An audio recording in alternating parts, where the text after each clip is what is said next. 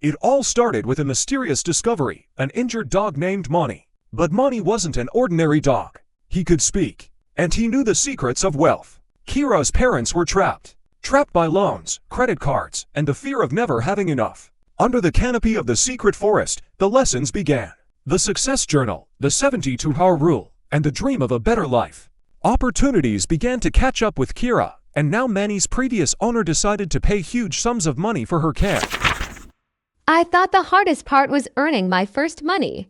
But it turned out that the real challenges begin when you suddenly become the boss for your friends. I called Monica to arrange a meeting. She was finishing dinner, so we decided to meet in an hour. While waiting, I wanted to take a walk and visit the Hahnenkamps to see Napoleon. When Mr. Hahnenkamp saw me, he immediately invited me in. "Do you have time for another dog?" he asked. "Of course," I replied without a second thought. It turned out he had spoken with Mrs. Trump today. She has a large German Shepherd named Bianca. Mrs. Trump needs to travel for 2 weeks and didn't know who could watch the dog.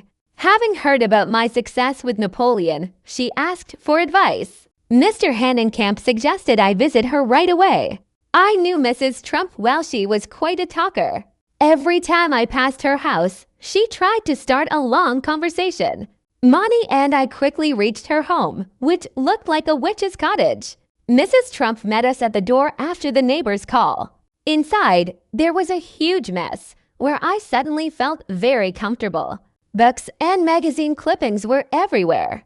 The walls were covered with charts showing strange lines, and two TVs were on at the same time. Noticing my curiosity, Mrs. Trump explained the situation. Investing and stock market news are her hobbies. After her husband passed away, she was left with a good amount of money and decided to learn about finances.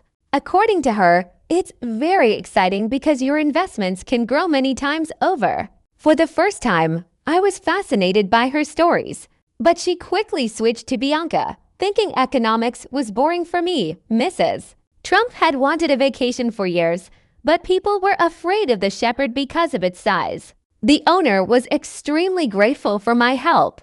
She offered €5 a day and promised to buy everything needed. I agreed, though I knew I had to convince my parents since the dog would stay at our place for 2 weeks. Then I hurried to meet Monica. I couldn't wait to brag about my earnings and Goldstein's plan for managing money. My friend listened with genuine admiration. "Amazing! I'm so jealous of your luck." She cried and offered to work for me if I ran out of time. I almost burst out laughing. Monica comes from a wealthy family and is always perfectly dressed, and now she wants to work for me. At home, Dad grumbled a bit about my schoolwork, but Mom supported me. Suddenly the phone rang. It was Marcel. We had never spoken on the phone before. I shared the news about my income and Goldstein's system. "I admit your chicken brain days are over," he said solemnly. Marcel liked the idea of managing funds and offered to come over tomorrow to help me open a bank account for checks. I was shocked. Marcel had always kept his distance, even though he lived only 7 kilometers away. He honestly said he respects me now. It turned out he already has several assistants because he delivers bread to 50 customers and can't do it alone anymore. I thought Monica's offer might actually be useful, as I now had Money, Napoleon, and Bianca to look after. Before bed, I brushed Money and we went to sleep. But in the middle of the night, I woke up in terror. I dreamed that criminals were chasing us, trying to hurt Money, while Monica and Marcel tried in vain to save us. I was shaking all over. Money felt my anxiety, licked my hand, and jumped onto the bed. This nightmare was clearly a warning. I decided to be extremely careful tomorrow.